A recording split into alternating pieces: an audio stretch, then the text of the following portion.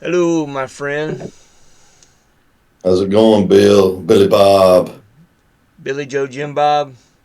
That's when you know you're from the Man, South, is when you have four names.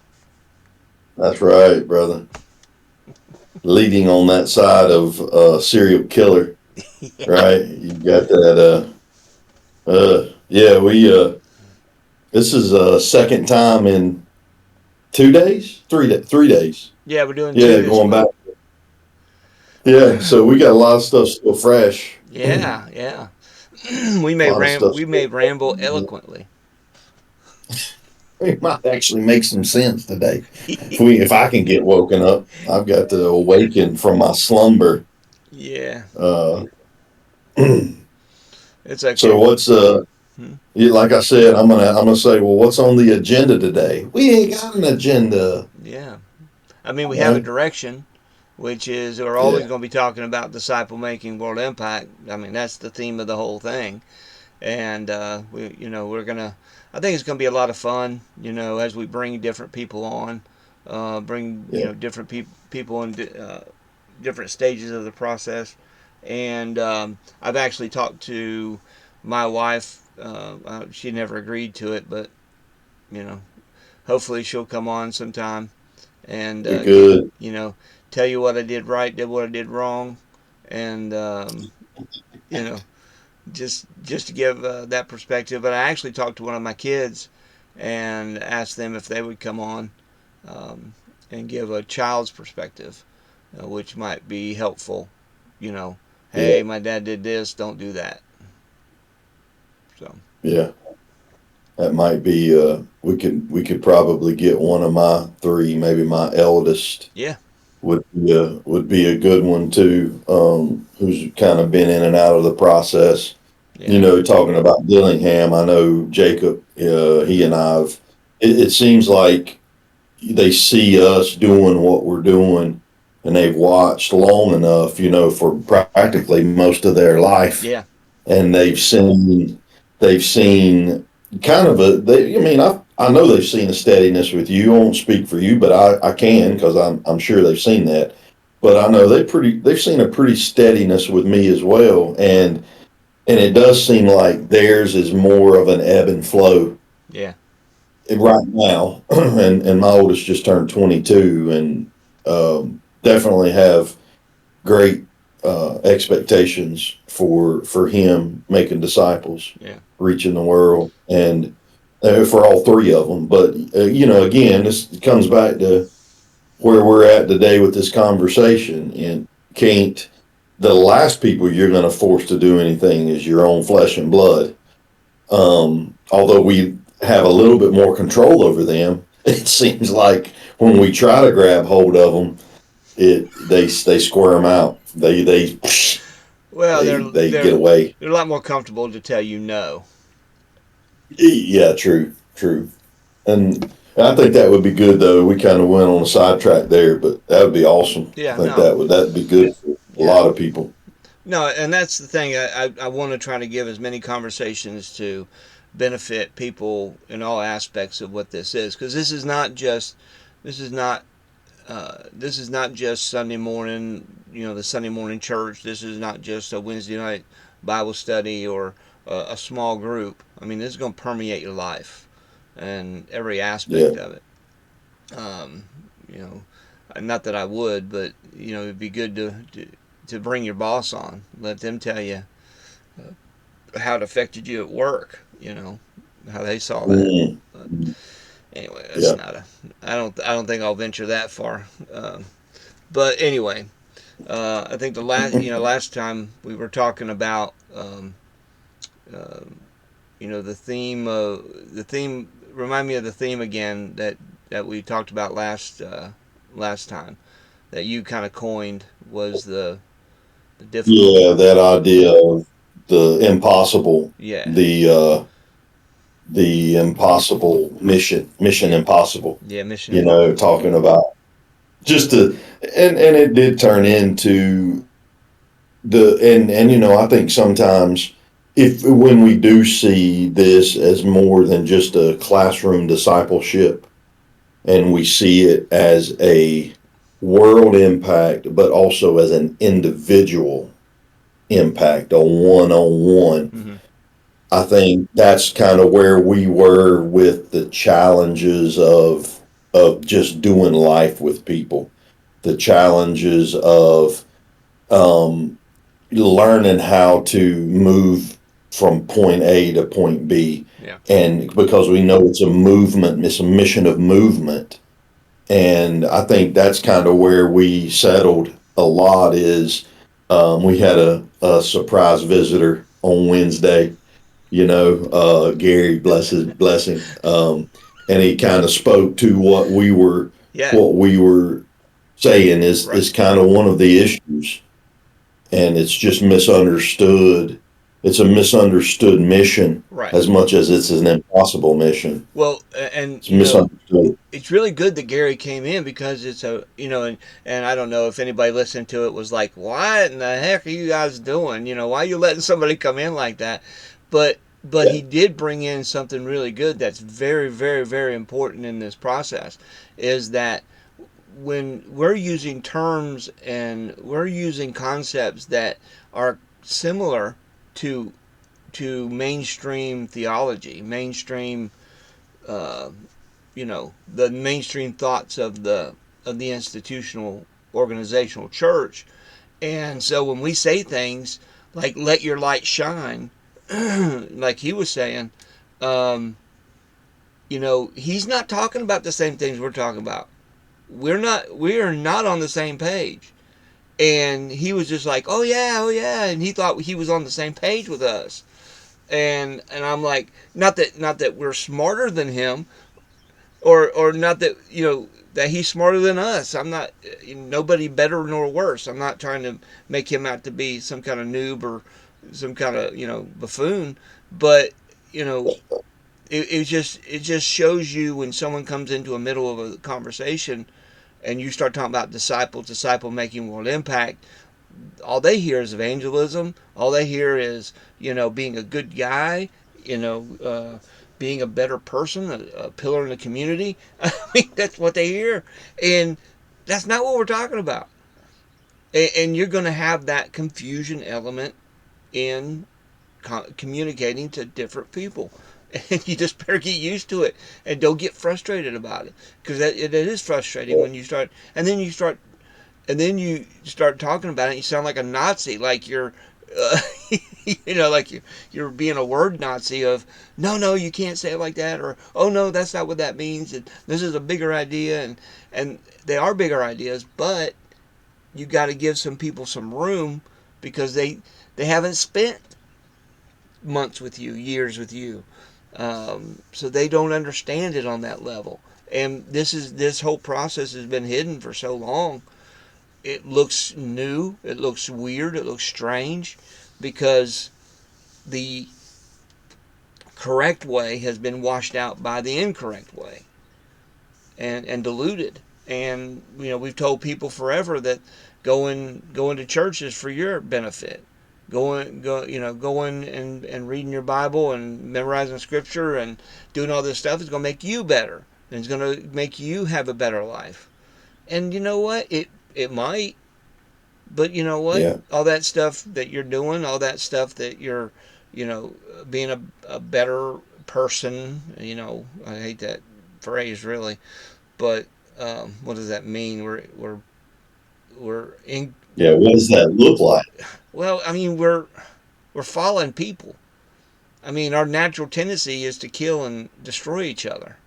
I mean, Yeah, yeah. to So I, win. Our natural tendency is to win, to be the first, to be the greatest, to be seen. mm-hmm, And this kingdom and this mission we're talking about is be last, be the least, be the weakest, be the servant, yeah, be the and so immediately it's counterintuitive to society. mm-hmm, And a good thing to make a point, I know you've said it hundreds of times, but when you say, I've been meeting with so and the outside crowd hears that, they lean in, and if they say, well, what are you going through? What are you studying? or are you, they'll think it's an accountability group. And then Mm-hmm. I've actually had people in my own family ask me to meet with people because they're going down the wrong path. Because their assumption is I'm helping them, whoever I meet with, I'm helping them to be better. Mm. And I'm not saying that that's not a part of this, Sure. It's a big but part. it's not the mission. No. It's, if anything, is to get them to freaking forget about themselves Mm-hmm.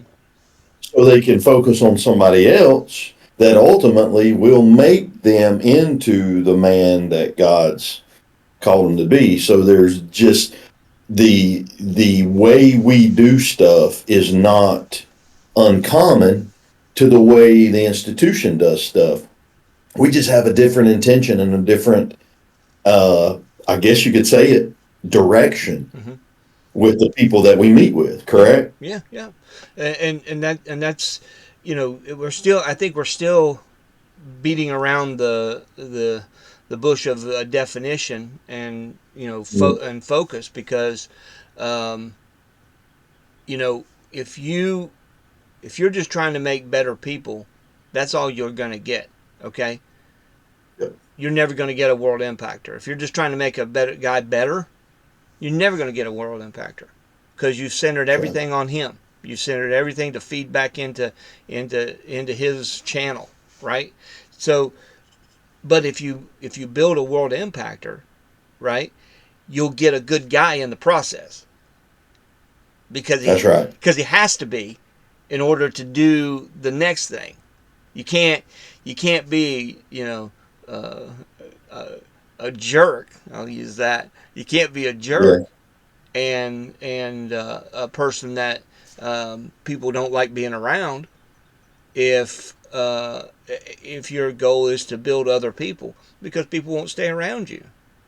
That's right. They'll you know some people are like, well, why can't you, like I'm going to make somebody do something. All right, I can't make anybody do anything. Yeah. And if I got to chase you, if I got to chase you to no, Not the way to do it. no, it's got to It's be a the other way waste of around. that's not a waste of time. Yeah. Well, I mean, and we talked about that. I've learned that the hard way. Mm-hmm.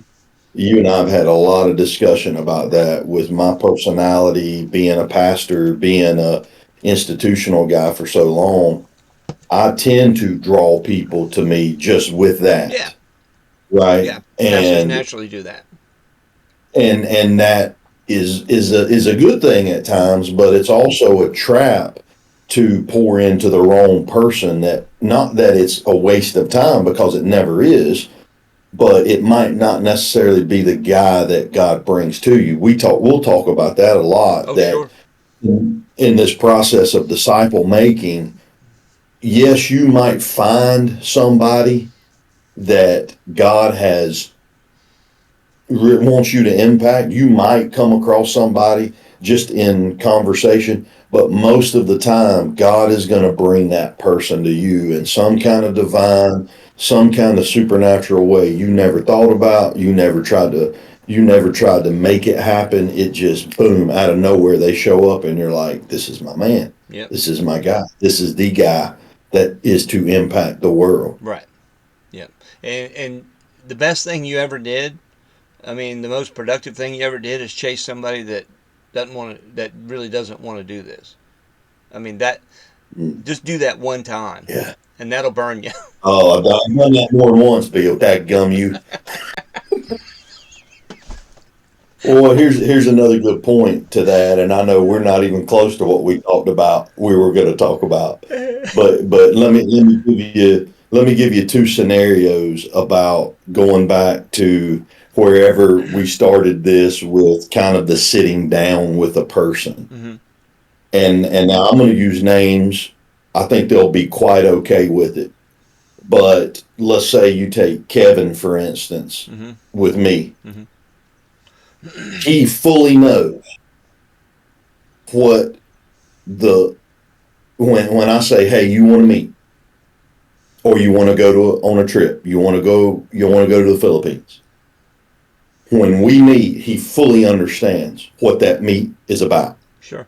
because he's been with me. He's been in that process, right? However, say for instance, you've got somebody else on the other hand that hasn't really sat down with me before, and I say, "Hey, you want to meet with me?" They immediately will think something completely different Sure.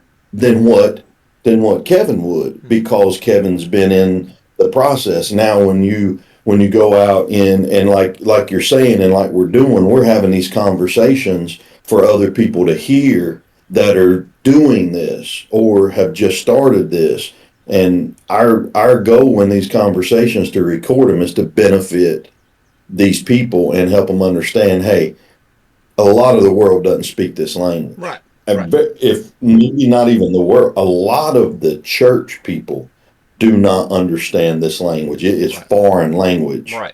Right. but it looks like we're doing a lot of the same things other pastors, other parishioners, Yeah. other Sunday school teachers, other institutional people are doing. Mm-hmm.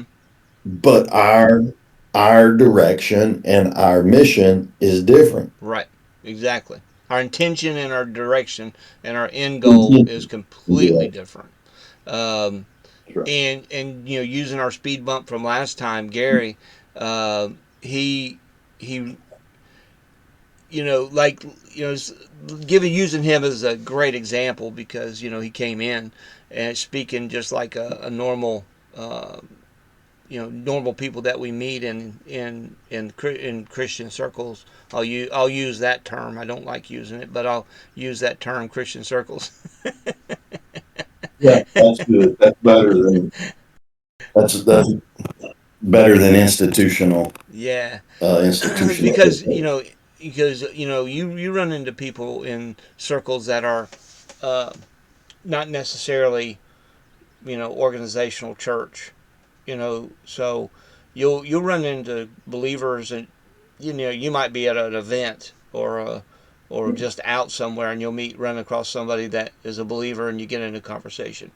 Um, so if I met somebody like Gary that was talking the talk, okay, I would start probing him with questions, um, just to get a feel for what he is, where he is, what he's doing, what his passion level is, and if I run across somebody that has got a passion, but then I start hearing some frustration, or if I start hearing language like, hey, I want to do more, something along the veins of I want to do more, be more, I'm struggling, I need help, anything like that, then I'm going to start laying out some feelers for, hey, you know what, you might be a potential person, because you I would love to everybody I meet, tackle and get them in the process.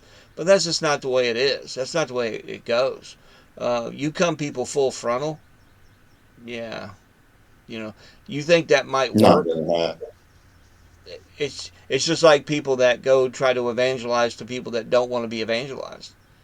Um, you know, Been there, done that. if That's not fun. and I'm not saying don't do that. I mean, if God's telling you to do it, I'm not telling you what God's telling you to do. If God's telling you to do it, hey, go for it. But I think people get worn out with full frontal attacks. And not that I'm technically trying to be sneaky. I guess I am trying to be sneaky in a way. Um, and I've had people get hooked up with me to because they felt like I knew more than they did, um, and they wanted to know what I know, so they could feel better about their knowledge. And I'm fully fine with taking somebody like that. Or Yeah. they see it as some sort of program, and they want to get in on that. Okay, I'll take you like that. I'll take you anyway. Anything that sits you in the chair. Okay, you know, uh, you can't stay there. You make a great point, and I'll add to that point with, because this is even, I think, more practical than the last session. And I, like, for instance, I name drop. It's okay. I don't think the people I name drop care, and I mean, I'm just trying to be honest. It helps me, Mm-hmm. and hopefully it'll help them. But like when Marty showed up over a year ago, um, he he had nothing. Like it was literally life was almost over for him, Yeah. seemingly. And I've asked him several times. I said, you could have gone to a lot of different pastors. You could have gone to a lot of different counselors, but I can guarantee you there wouldn't have been a single one of them that would have taken you down the road that I'm taking you. Mm. And now that's a little bit of a bold statement, but it's a Right. daggum accurate statement Yeah. because I know where I'm headed and I know what my intentions are with him. Yeah. And he would have probably gotten some help mentally and physically for the things that were going on. And at the same time, though, he would not be getting trained to reach the world, to travel to the ends of the earth. Right. He wouldn't be getting trained to teach, No. to say this stuff. Right. Because who the And obviously, he wouldn't be getting trained to give it away to somebody right. else And because who's the because it people? would have a lot of it in here. Who are the people that usually would get that kind of training? People that showed some chops, right? People, Some desire, yeah, yeah, yeah, somebody that with some skills, somebody with already some knowledge, right. yeah, and Yeah, and so those, I mean, not that those guys can't be beneficial in this process, but most of the times they don't. They're not beneficial in this process because they got so much running around their head. It's hard for them to battle through it. They've already been yeah. conditioned to a certain path, and not that you can't be broken from that, um, but the breaking of that is painful. You know, it can hurt a lot because you have to get frustrated. You have to see the futility of the strategy that you What you're normally. doing. Yeah, you have to look at the futility of the strategy of what you're doing or what most people are doing. And I'm not saying that everybody, that's not doing it the way I want to do it is not benefiting in some way. What I, my stance is always, hey, whatever God's telling you to do, go for it. I'm never going to Yeah. stand in your way. And if that means it takes you away from, walking together, okay. I mean, it's who am I to get in the way of God and say, God, you don't know what you're doing? Uh, that's a dangerous Yeah. spot to be in. Um, so, but the Well, if people, you go back, no, go ahead. what's that? No, I was just going to say, and go back 20 plus years, Mm-hmm. and you're giving this stuff away to a young boy named Jason White, Mm-hmm. right? And little did you know that 20 plus years ago that your intentions with him ultimately would lead us to where we're at in the present, where we're at. Because the whole reason I know you is because Mm-hmm. Jason White showed up in my frustration when I'm at Woodlawn. He shows up in the middle of my literal frustration. Yeah. Done. It showed up at the perfect time for me. Right. And when I say it, this information from Tally Ho the Fox, this information of world impact disciple making strategy. But Right. you, we would have never more than likely crossed paths at any given time. And I've never really thought, I mean, I thought about that, but I haven't really thought about this process like that of the generational, Mm-hmm. like I'm getting to spend time with Papa. I'm spending time with Papa. Papa Bill. Spending time with Papa. You my Papa. You my Yeah. Papa in the Lord. Uh, But and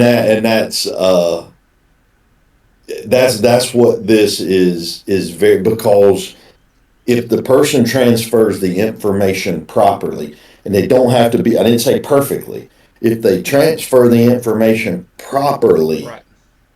then what's going to happen is you're going to go all the way back to the beginning and you're going to see everybody's hanging on to the exact same thread. Yeah. The exact same thread is turn men into disciples to be world impacting reproducers Yes. of others. And so it's a beautiful thing when you see that it is a very simple strategy, but absolutely impossible. And you can see the strategy and its simplicity with Mm-hmm. what I just explained, where you've got the generational guys that are starting to show up, Right. and they do all hold one thing true. And what they hold true is there is a strategy that they have grabbed hold of, but they're completely different in personality, different in occupation, different in family. And but yeah, there's that glue. Yeah. Right. There's that glue. There's that sticks together, that super glue that it just that's it. Right. And I know I frustrate some people with because they're like, oh, I'll just go teach this in a Sunday school class, or I'll go do this in this setting, or Teach it from a pulpit. huh, Teach it from a pulpit. Yeah. yeah, or something like that. And I'm like, I wouldn't do that, but hey, go ahead, do it. Yeah. But You told me that about 10 times. go ahead, do it. But because Yeah. when you look back at what Jesus did, Jesus, did he talk to the masses? Sure. Did he talk? But he never. The focus wasn't on the masses. The focus was on the basic small group. And it's arguable. You can argue how many disciples Jesus had. Was it 12? Was it 120? Was it 70? How many disciples did he have?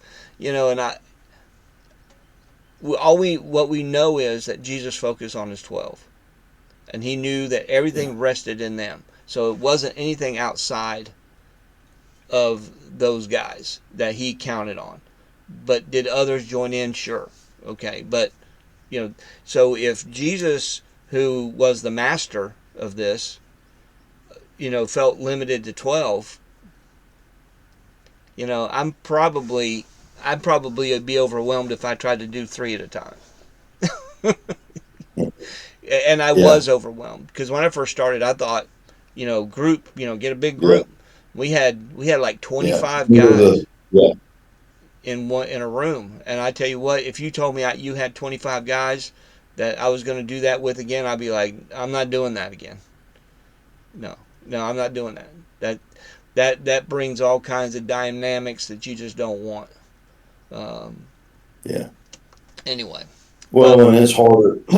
That's another good point that we tend to see the more you have, there's greatness in number, and it's just world thing. It's the world's way of thinking. right, It's and the institution, the church sure, has adapted to that role, and they believe that, and they believe there's power in number. Whereas I've said it hundreds and hundreds of times, if there is really power in numbers, then Jesus was an utter failure, because when it all came down to it at the end, even his 12 passed him by, even his 12 left, yep, except for John. And we understand more than likely why John was still there due to his age. mm-hmm, But that's neither here nor there. The point again is I've learned the same thing, and I've not learned because I've learned that from you. right, I've learned because you said, I wouldn't do it, but knock yourself out.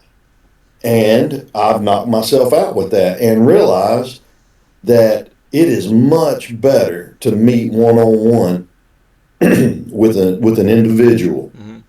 than it is to meet with a group of two or five or 10 or 25. It's hard. And again, you say, well, that doesn't sound right because I want to kill two birds with one stone. That's the way I freaking live. I want to kill three birds with one stone because I'm this kind of guy that's like, let's do it. All right, Right. that's done. That's what I've got to control, that impulsiveness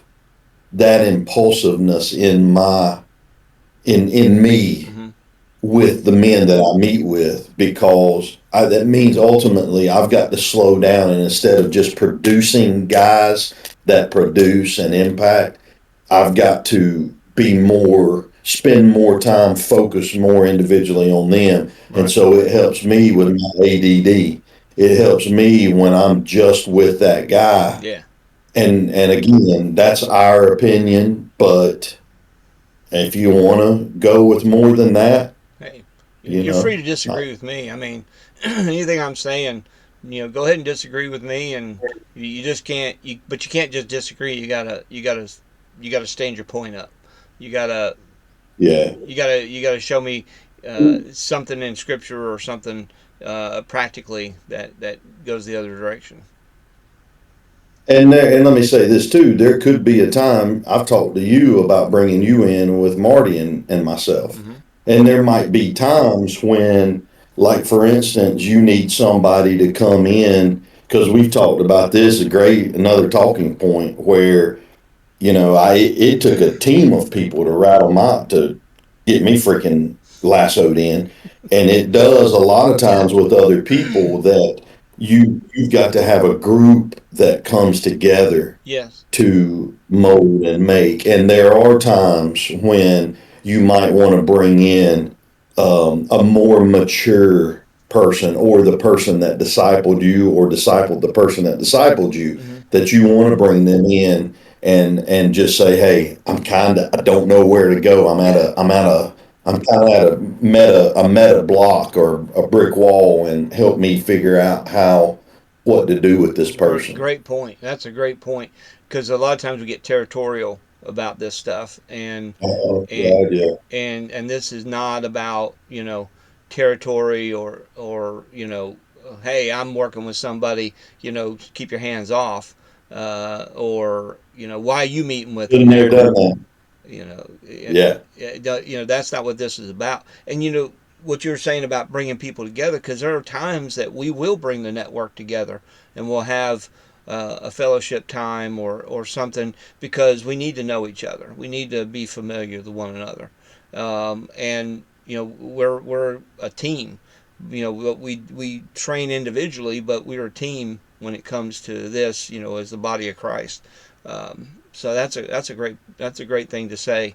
Is just because you're meeting one on one doesn't mean you won't get together with the bigger group later, but you're not expecting the group to do it. That's the that's thing. right. And if that's what you do and you're happy with the result, okay, that's fine. Not that I'm the evaluator of your success. Who's the evaluator? We have one rabbi, and that's who we answer to. And as long as your people match up with what he did and has the same passion, the same goal, the same focus, I don't care. I mean, I'm not your police. I'm not here to slap you around or make sure you do it my way. So, but um, I think that was beneficial for sure. Um, That was a full rabbit hole. Not really. I mean, we're still talking about the process of everything, and like last time we were talking about. You asked a question at the very end. I think is was let's see, was the wilderness a tool or a punishment?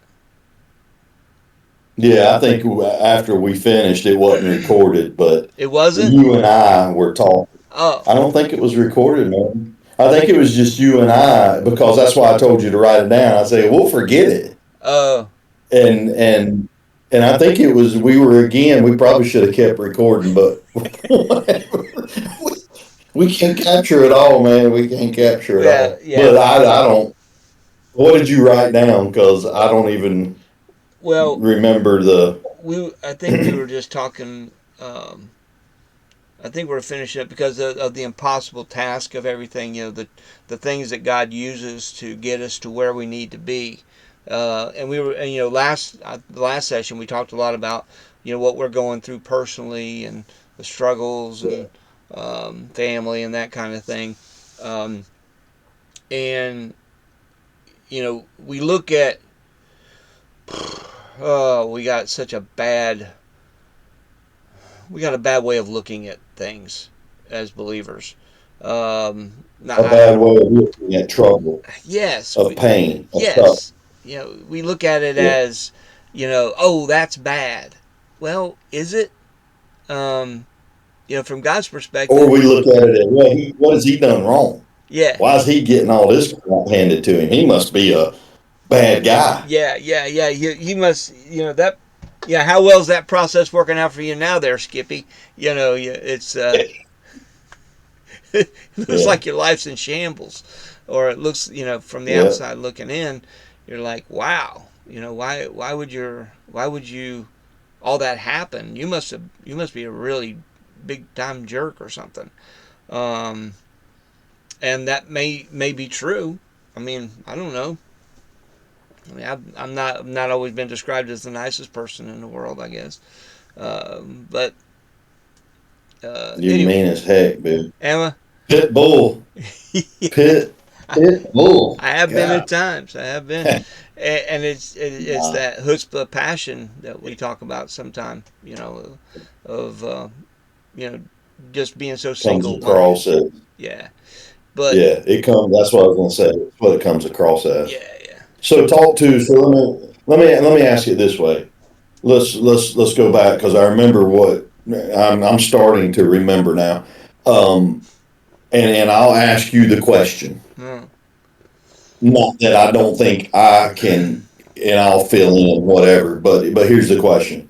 So when we look at the wilderness journey, what I was asking was that suffering or was that development? Was it training? Yeah, That 40 years of wilderness, and was it suffering or was it training? And of course, I would say it was both. But what was the greater outcome? right.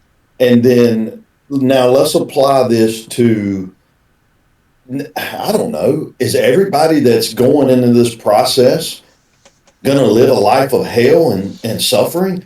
I'm not going to say that, but dadgummit, if Jesus ended his life looking like a total failure because of the way he died, that nobody was with him, and the fact that he died for stinking sinners like us, what do you think our faith might end up being like? But I asked that for you to just explain this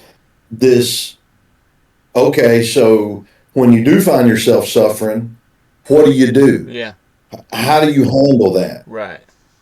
Yeah, so when you look at the when you kind of step back and look at the whole Israel going into the land, God says, "Hey, go in and take the land." It was kind of their idea to send spies in.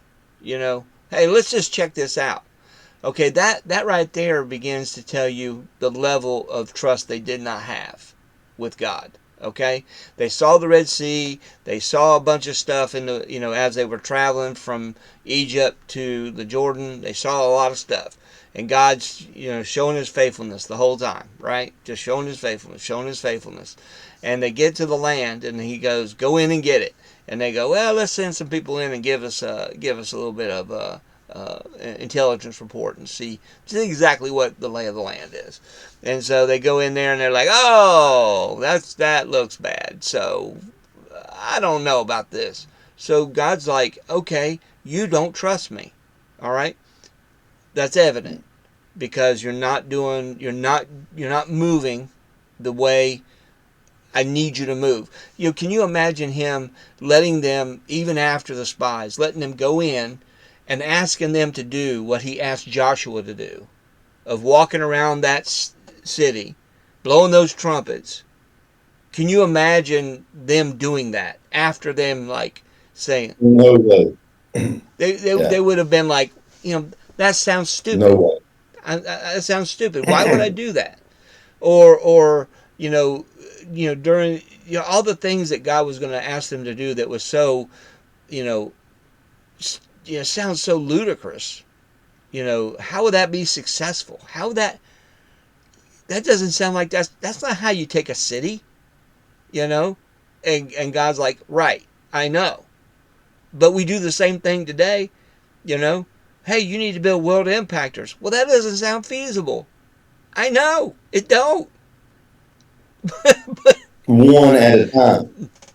Right, right. It just does not sound feasible. But guess what? You don't. You got to get on board with him, not him on board with you. So he takes them out to the desert. Yeah, that's a good phrase, or somebody needs to write that down. What's that? You need to get on board with him, not get him to get on board with you. Yeah, yeah. It's usually our prayer. It's a good phrase. That's a good way to say a lot of what we've been saying for the last four episodes now. Yeah, Go ahead. No, I'm yeah. sorry, So a but lot that of was times just a we good pray, phrase. "Hey God, bless what we're doing," instead of, "Hey God, what would you have us do?" Um, so Yeah, so when God sees that generation, the decision makers, He says, "You know what, you guys are not going to get it done. So I got to get rid of you, number one." So there's the suffering part. I got to get rid of you, and I got to teach those under a certain age how I am and how they can trust me. So that's the wandering around in the wilderness, to get rid of that one generation and to train those others, hey, you can trust me. So that when they did go into the land, he could say, "Hey, walk around 7 days and so many times and blow trumpets and all this, and you'll win the city." And they're like, "Sounds crazy, but hey, remember in the desert when this happened or that happened, or our clothes didn't wear out, we always had something to eat. I think God has proven we can trust Him." So, yeah. and that's kind of what, yeah, life is. Life is a series of struggles, trials, and they're all centered around the same idea, which is, can you trust Him? Is He Yeah. trustable even in the darkest time? And the answer is yes. You know, and I think often about Joshua and Caleb. Out of the 12 spies, these two are the ones that come back with that God centered understanding of, yeah, there's giants in there. And yes, we are outnumbered, outsized, outmanned, and everything, but God is on our side. Let's do it. And then I've often thought this, and I've mentioned this to guys I've sat with, guys I've talked to. When you think about that generation suffering, Joshua and Caleb suffered with them. Hmm. And they were the two guys that held to the promise that God is faithful. They were the two guys that held to that thread that God had always been unleashing on generation after generation after generation. And I've thought a lot about, like, they suffered too. Hmm. They suffered not the same fate because they got to come across. Right. They got to experience the Jericho victory. They got to experience all this, but they had to suffer with them. Hmm. And think about you and I, Joshua. Let's say we're Joshua and Caleb in Hmm. this, right? Like, we're not immune from suffering, even though we feel like we're doing what God has asked us to do. Right. But here's the good thing: we trust that God still does great stuff in suffering. Hmm. We trust that that suffering has a purpose. Yep. And not just a purpose, but we also realize that the suffering we experience is probably for the benefit of the guys that we're sitting down Yes. with. Yeah. Right. Because you're not just going through. If you're training people to be world impactors, you're not just going through troubles, trials, tribulations that we like to, that's always the triple T, and you're not just going through it for you. You're going through it for the next guy, so they get to see you go through this and hold true, hold fast, and stay with what's true. Um, and you're not going to do it perfectly. I mean, I've made some boneheaded mistakes in this whole thing. Like, you know, uh, things that didn't help relationship with family. And then I come back and go, oh, well, that was stupid. What was I thinking? And it's like some people you talk to, and I don't know if you feel this way. Some people I talk to, I'm just waiting for the next stupid thing to come out of my mouth because I just I just can't see.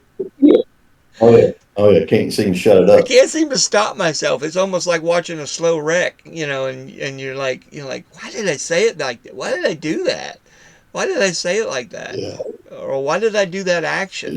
Yeah. Looking back, you go, well, yeah, that was obvious to everybody but me. Yeah. Uh, Been there, done that many times. yeah. So, but when it comes to these ideas, and it's not that I'm trying to just please Herb Hodges, uh, my discipler. Um, Although I want him to be proud, obviously, but I mean, he's been dead for many years. Well, not many, but a few years now. Um, but it's ultimately because I know this is how Jesus did it. He built people to a certain standard, and that is what God expects, is that standard. And if you disagree with that standard, fine. I'm not the one you got to answer to. You're not answering to That's me, right. and thank God you're not, because I'm an imperfect judge. I'm flawed in my Yeah. assessments, so that so that Your judgment will not be just. no, it will not be just, and it will not be consistent.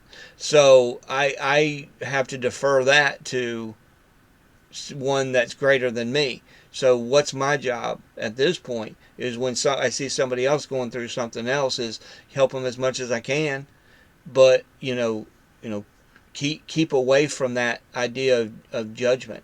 You know, um, can you assess? That's another story. Like if somebody says, "Hey, would you look at the guys that I'm building?" Um, you know, what do you think? And my assessment would be based on, is it reproducing, and what is it reproducing, and where is it going? So that's the criteria. And like I said, I don't care how you Yeah, get that's there. good. I don't care if you go around your elbow to get your hind end. That's fine. Yeah. It's a long trip, but as long as you get there, it may That's benefit. got to be the outcome. Huh? That's got to be the outcome of that's the intention. Say that one more time. Say that, like the Well, yeah. reproduction, So what you should see. it's got to be reproducing. But it's got to be reproducing. The correct intentions to the correct goal. The goal is world impact. So if you've got these guys going toward, you can have guys going toward world impact that are completely unequipped. you know, you're sending them Yeah. into battle in a speedo. It's a bad idea. But hey, Yeah. you'll learn pretty quickly. You just sent somebody into battle naked. So Yeah. yeah, you got to send them into battle correctly. But um, but like I said, that you learn, as long as you never give up. You know, as long as you never say, "Hey, this world impact is for the birds. There's no way. It's impossible. I can't do this." Okay, fine. Join the club. Yeah, yeah, yeah. It is impossible, but that's our mandate. I mean, that's where That's we right. got to go. And the guy that quits, I mean, you're going to make mistakes, but you just can't quit. And unless you have that tenacity, um, unless you have that concept that's where it's going. If and I've said this in other teachings and lessons that we do, is that if you take personal responsibility, as if nobody else is going to do it but you, and you got to go to the world, okay, then everything else in the middle will pop out, because you have to. You can't do it any other way. It has to be organized. It has to have structure to it. And I don't mean organizational structure. I'm saying your process has to have some sort of, this is what works, kind of thing. So I don't know if that makes 100% sense. Yeah. Yeah. I mean, you're going back to, again, we're talking about what our expectations are in in a reproducing reproducer, Yeah. in a man that has been reproduced to be a reproducer. And I'll just go back and kind of highlight some of the things with uh, some of my own situations too, where it's brutal. It's brutal not just to the man that stops. It's brutal to the man that poured in, and it's brutal to the man that was waiting Mm. for that person. Yeah. And Wow. so everybody loses when somebody stops. And the person. Yeah. And that's harsh though, man. Like I know that there's people that might even listen to this that I have poured into that have seemingly stopped. And some of it is due to and I'm not putting 100% of the blame on those guys, Right. because some of it is due in part to me, Right. but it's not because I did not accurately portray what is expected. If anything, it's other issues that we won't get into right now. But going back, everybody loses when that one person stops. Right. And then that sounds dumb to even say it, kind of. Because if somebody stops going to church, we know if they're holding a role in that church and they stop going to that church, and that means their Sunday school class is gone, or their church is going to have to find another pastor, or we know that's pretty astronomical for a church. But that's just for a small group of people. Right.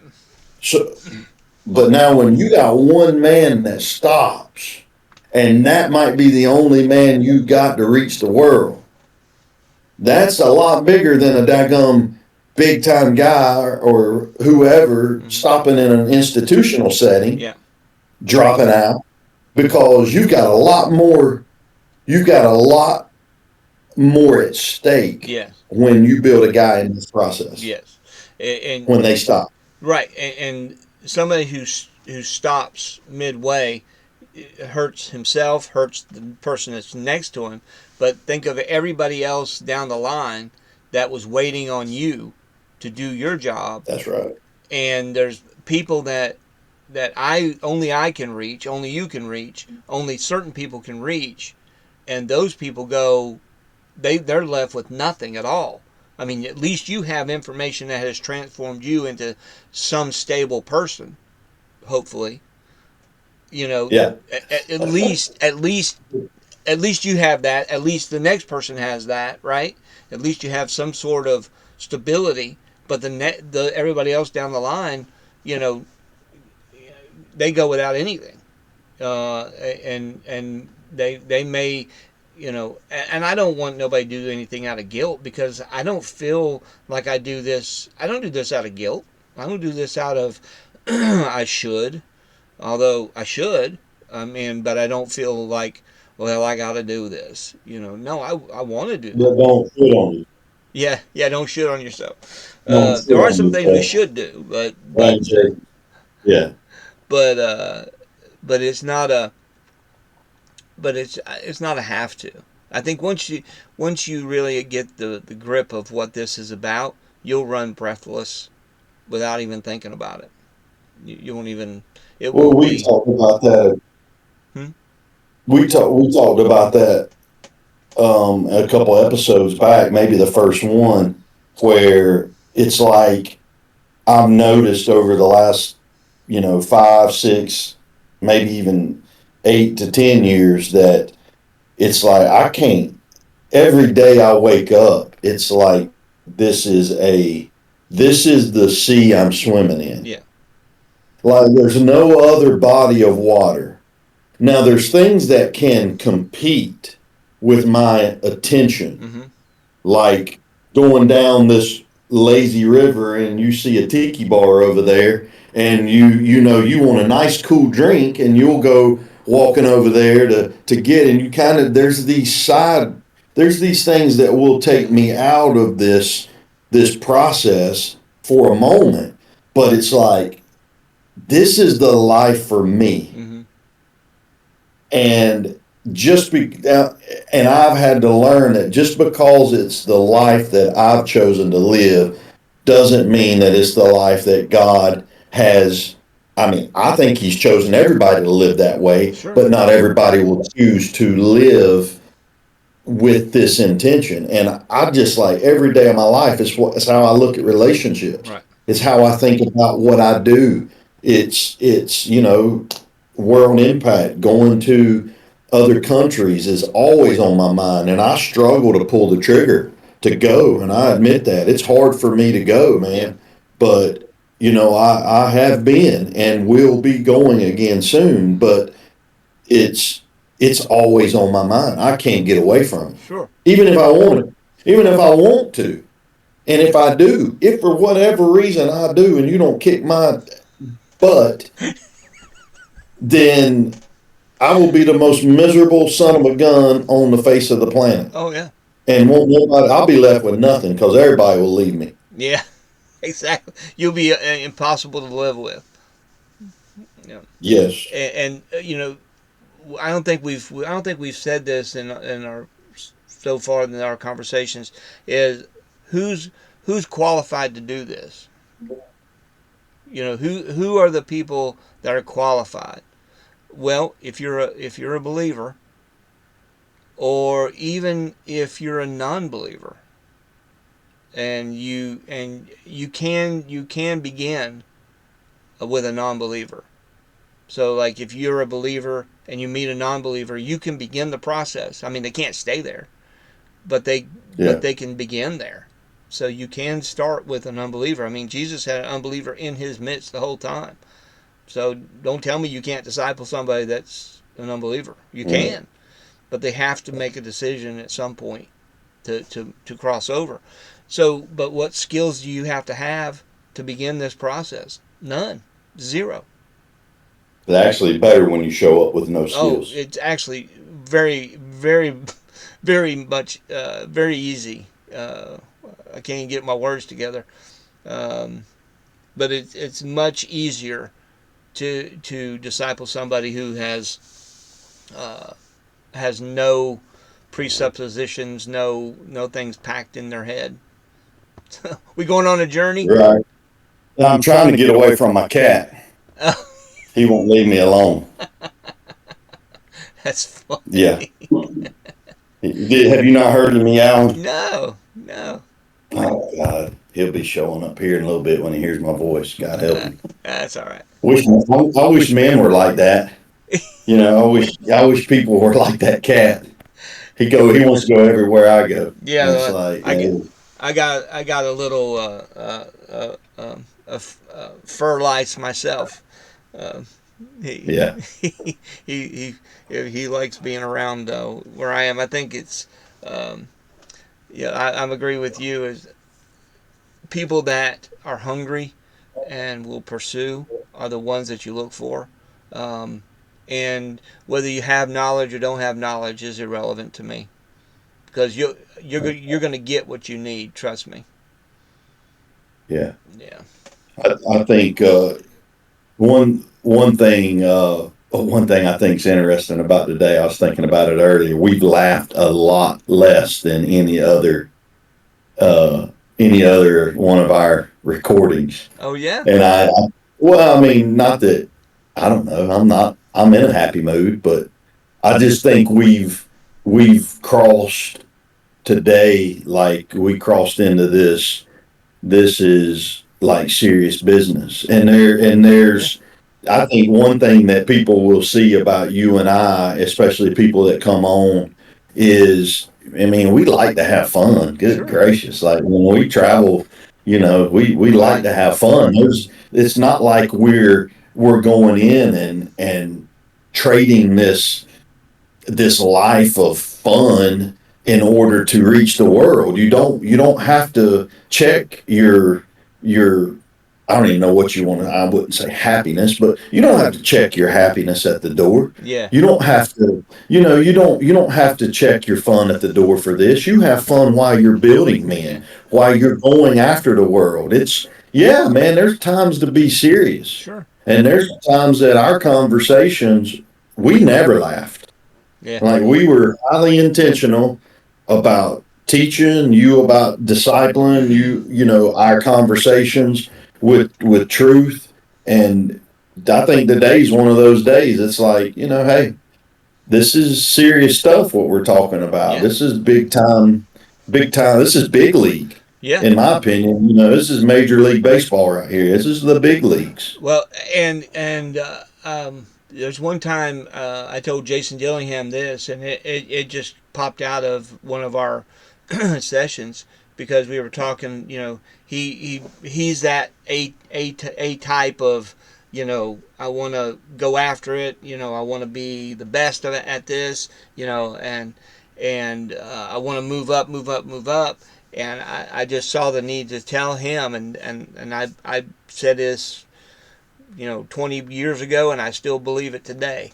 Is this is the pinnacle of ministry. When you want to know, it's like if someone said, "Well, what's the height of ministry? Like, how will I know I've reached the top of ministry? What's that point?" And I told him, I said, "Here's the point." I said, "You're discipling men, you're working your job, and you're loving your family.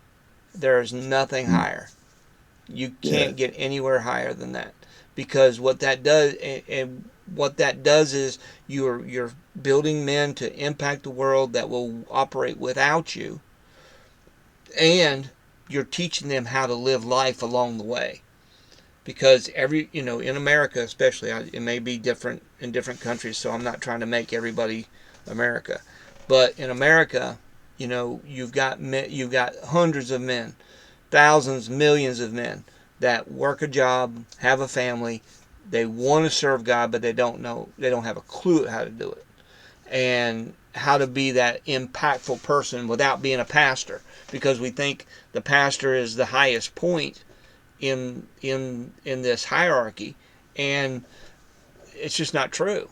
I mean, is it a needed office? Yes. Is it a position that needs to be filled? Yes, absolutely. I would never, you know, what would happen tomorrow if all the pastors just disappeared? I mean, that would be a detriment, not a benefit. Um, but if people would understand that that is not the pinnacle, that's yeah. just that's just a office in the body. Um, I think we could break a lot of people out of that mentality of I can't do it. Well, and you bring up another that yeah, like you're talking to me, but I'm in that office. I've served in that office almost as long as I've had this strategy, which is pretty crazy. Um, and I just had this conversation with Marty not too long ago, and he had told me that he was about to give up on the process, and now we have been heavily involved in each other's life for over a year now, almost weekly meeting, almost literally almost 52 weeks. Mm. We have met, and he was about ready to be done, and so I had asked him, well, why'd you feel that way? And his response was, well, I don't think I can do it like you. And at at a point, I got very, I got in that chutzpah, Mm-hmm. like I had it. I got in that zeal because I knew at that moment what I needed to do. And so that idea of if there is a pastor that's going to listen to this, if there is a institutional guy that's going to listen to this, this is for them, right? Like this is hopefully you would listen this far. I had to explain to him. I said, "There's two guys you see." I said you see Derek Jones on Sunday morning, Right. and I said you see a finely painted, well spoken message that comes out to a mass group of people. And I said, then on the other days when it's just you and I meeting, I said, you see a Derek Jones as well, but you see a highly intentional Derek Jones that is trying to build you Right. individually to do not just what I did, but to do what Christ did. and what Christ trained his men to do, which is to be a reproducer of yourself into other men, of Christ into other men. And so we had this, probably our whole time meeting that day was about an hour and a half, and that's what we talked about, is the dilemma that pastors do have with trying to do ministry and then trying to also be involved in disciple making Mm-hmm. process. And it is, I will speak from, I have 20 plus years of experience of both. And it is something that I have deterred my boys from doing because they know way too much about disciple making and they know way too much about institutionalism. But at the same time, if God leads them to get involved, I'm not going to stop them. Right. But it is a challenge if you want to build men the way God wants you to build men, and also pastor the way that you see this is to be done. They are they're not like this. They're not. I mean, it's very, very out. Very rarely do they come into balance.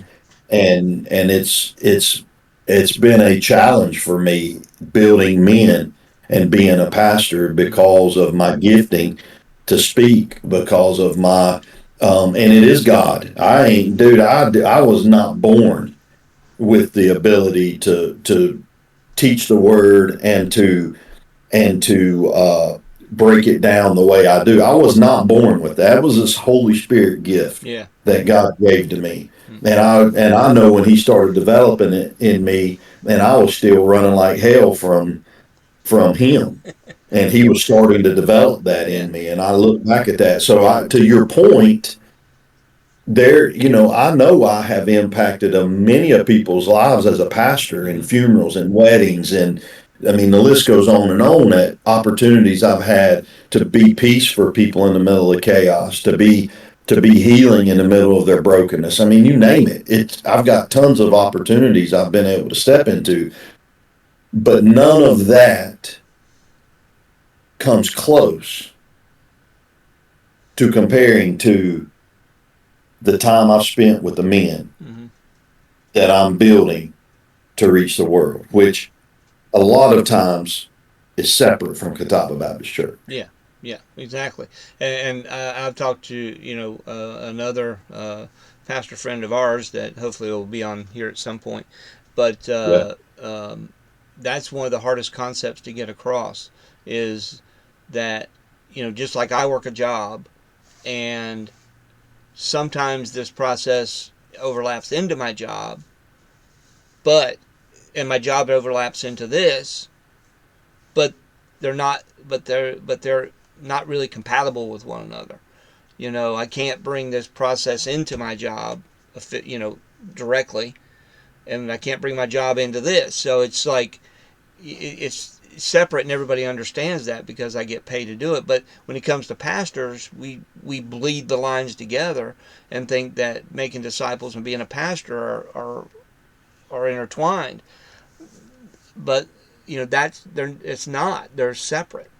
It's one's a job, and you may get paid, you may not get paid, but that's irrelevant. Whether you get paid or not. It's being a pastor and making disciples has to be different, have to be separate, because if you try to make pastoring uh, making disciples, what do you build? You're going to build people in that organization, but you want people independent of that so that they can move and be and go and do what they need to do. So it has to be separate from that. And you may disagree. There may be somebody that disagrees with me. That's fine. You know, go ahead, try it, do it, and see what you get. And if you may, Don't do it. if Don't do it. yeah, well, it'd be the best teaching you ever had. Yeah. And It's the and wilderness. yeah, It's a good wilderness journey. and if you discover a way to do it, um, and then you can instruct us. So, because I have been around this a long time, and I've seen a Yeah. lot of different pastors, and I've seen a lot of different people, and I've yet to see anybody make it successful. in an organization. The organization is allergic to disciple making, and disciple making is allergic to the organization. So Uh, yeah, it Good just point. it just Let me say this on top of it. what's Let me that? say this, 'cause this is good. We're still talking now. We're really talking about institutionalism versus what we really think is God's mandate, which is disciple making. Right. Can the two converge? Not at all. But, but could you find your guy in the institution? Could you could you meet with your guy in an institutional setting? Absolutely. Could you form him out of you teaching a Sunday school class or even preaching? Could he emerge out of that? Yeah, but he's not going to be built by saying, "Hey, come to church and listen to my pastor." He's not going to be built by, "Hey, come to my Sunday school class and just sit down and take notes." He's only going to be built when you take the one-on-one intentional understanding that you take him to be like you with the understanding of you're training him to be like Christ, little Christs Mm-hmm. running around everywhere, reproducing Christ in us, the hope of glory. And I would even say this: if there is a pastor listening, I would be flipping delighted for them to reach out to me Mm-hmm. at any moment um, to help them navigate through some of this. Here's what I've learned. Um, you can get your church, your institution, to be highly involved with disciple making, and they not even have a clue what they're doing. And I'm talking financially, I'm talking even at times with just you saying, like, for instance, a pastor that has to keep hours. I was like that early on at the church I was at first, and I had to keep a certain amount of hours like a business. Now, where I'm at now, I've never been required to keep a set number of hours. So I'm as free as any man that's 46-year-old can be. Like Mm-hmm. I'm free. Like it's crazy. But I spend a lot of my hours at the church meeting with people, Mm-hmm. meeting with individuals that I am and have over the years personally trained. So you can use the institution as a tool to help you build men. And that's what I look at and I'm like, man, I want out a lot of times, but I look at it and I'm like, if I am out, would I have the time I have now to do what I'm doing? Maybe not. But again, I think that they can play a role together. Mm-hmm. That makes sense. Yep. Like, and I'm just you don't need to hear that. I'm speaking for that man that might be listening. Oh, That's I'm that's with a you, 100%. yeah Yeah, you're not. yeah. No, I'm not. You're not. I'm not wishing you'd shut up. Well, I know. I felt like that was a good talking point about Yeah. where we're at, like in this practical way of looking at what we're trying to do and Yeah. what this podcast is about. Yeah. Um, yeah, No, good I'm done. stuff. No, because I mean we do want to make this practical. We want to make this usable, and not like again like we don't have all the answers. We haven't hit everything. We've not hit every point in life, but we have seen a lot. We have seen a bunch, and we have tried a lot. And I've tried it in the institution as a volunteer um, person and got pretty close. But close doesn't count. But horseshoes, hand grenades, and nuclear war. So There it is. There it is. Bill's brought it up. Those famous sayings, man. yeah, yeah, yeah, yeah. Close does not count. So, um, man. But if if somebody really wants to do this will it will change a lot. It'll change you a lot. Uh, Yeah, so the wilderness, it's just part of it. Um, Pain's just part of it. You're not going to get stronger by lifting 5 pound weights. No, You're just not going to get strong that way. Sometimes you. I just saw Michael Scott pulling his 2 pound weights out of the back of his car in that episode. What's that? I just saw Michael Scott pulling his 2 pound orange weights out of the back of his car in one of the episodes. And Jim said, "Are those 5 pound?" He said, "No, they're 2 pound." Like it's just like it, what do you got 5 pound weights in there? Oh no, they're 2 pound weights. Yeah. Yeah, 2 pound, 5 pound weights. They're not going to develop anything in you. No. There's zero challenge in that, man. Right. Zero challenge in that. And. And another, Huh? no, I was just gonna, and I'll preface this with the question for you, and however you wanna address this too. Um, like, what are we looking for? A certain kind of person? Are we? And like the reason I said that is I'm thinking of a bodybuilder. Mm-hmm. Like I'm thinking of a guy that understands how to train his body to look that, and I would say perfect, but that would be a bodybuilder's goal. The Arnold Schwarzenegger, it's a phenomenal little Netflix thing on him about his I saw that. tenacity Yeah. to be the man. I mean, it's and so along those lines, who are we looking for? What kind of person are we looking for? Are we looking for somebody with the kind of a built-in tenacity, but their life might be in shambles? Or are we trying to train somebody to be that tenacious person? Or do we just take them as they are and let the spirit lead them? The only requirement that I have, and this really is the crux of the whole thing. I'm just looking for somebody that wants to be a part of the world impact. They want to be a part of it, and they'll sit in front of you. I mean, that's Mm. the only requirement. I mean, if you got, I don't care what's happened in your Right. life. I don't care, where you are right now. I don't care your intelligence level. I don't care your financial level. I don't care your spiritual level. It, it's irrelevant because, man, I mean, that's what this process does. It turns you into all that. And I've seen God do some stuff that's crazy, to build not just their faith but my faith as well. To show me how strong He could be in certain situations. So. Well, what do you do with people that are? What do you do with? I know we're going to have to wrap it up, but and I feel like this would be a good question maybe for you to end on.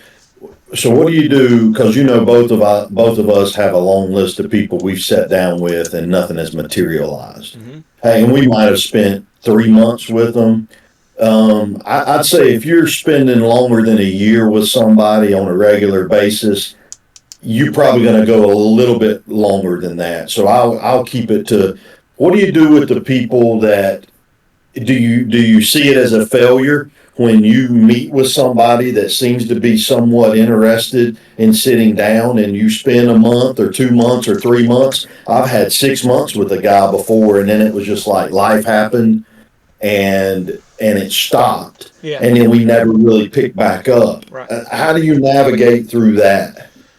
Well, the truth, and we talk, and the Bible talks about the truth as being seeds. So the seed will germinate when it hits the right spot, when it finds the right conditions. So never discount the seed. And I've had people that I spent um, years with, stayed in contact with, that dropped out 20 years, 15 years ago, and Mm, I thought they're never going to do anything. And all of a sudden, they start moving, and then wow. all of a sudden they got people around them, and I'm like, wow. I mean, but that's the power of the truth. Once you get to a certain point, yeah, you may bow out for a little while, but you can't. If you know this is true, if you know this is what you're supposed to be doing, you cannot just live with yourself. Or if you can't, if you do, then you're just going to be man most miserable. Um, Well, you haven't seen if you can live with yourself and you say you've seen what the outcome of this is, you ain't seen. You're no, still blind. right, right, And I know, and I'm not saying that. I mean, no arrogance, no. I'm, if you have seen, yeah, you ain't unseeing. yeah. You can't unsee it. And if you are dropped out of this and you're not in misery, you never saw. Right, right. Because You're still blind to what this point is because right, you, it's that powerful. yes, yes. And so I've spent, like you said, I spent 6 weeks with a person, or shorter, and they go, Yeah. hey, you're whacked, and I'm out, and I'm like, okay, Too hard, man. I'm yeah. talking about doing it. But I have spent up to 3 years with somebody before, and they bow out, and uh, you know, people say, wow, that was a failure. I'm like, is it? I mean, they're still breathing, you know, so there's always a shot. Um, so you never discount that.